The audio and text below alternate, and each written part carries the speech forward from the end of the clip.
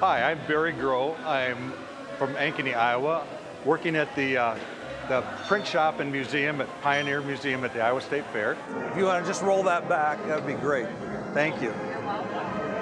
I grew up in the printing business, so I have kind of a passion for this, and I really enjoy, I've been doing it for 2 years, and I enjoy showing people about the old printing, and I think it's really, really important that people learn about that. This is an old hand press.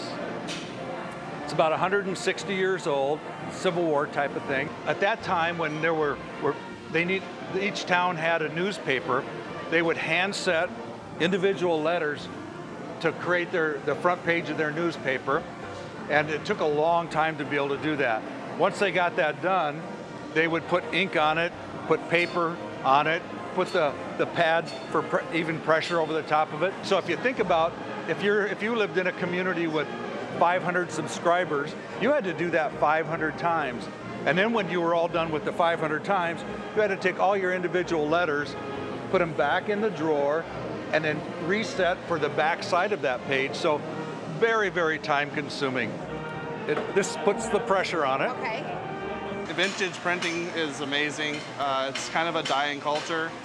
You know, everything's digital nowadays. Not a lot of things are mechanical much anymore. So it's interesting to kind of see how the mechanics of it all works. I think keeping the history of it alive is really important. We have some great equipment here. We're trying to get more and more of it working so that we can show different things every year. There's always a lot of interesting things that go on in the newspaper. When I was growing up, and I got started in this very early because my dad came back from the World War II and he bought a newspaper in Thornton, Iowa. And so when I was born, I became cheap labor. And so one time I was working and I was sweeping floors, and Dad said, "Hey, come over here." He said, "I just got some perfumed ink." And I go, "Oh, let me smell it." And he brings it up, and I had a black nose for like 3 days.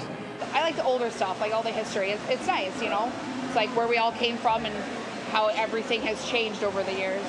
My grandmother married a tribal Indian, an author, Tim Diago. He was a tribal newspaper leader in South Dakota. They wrote for anybody really, but mostly for any of the Indians in South Dakota there. My grandmother has always been in media. Printing has always been important. It's changed the world, changed certainly our country. And that's why I have a passion for this.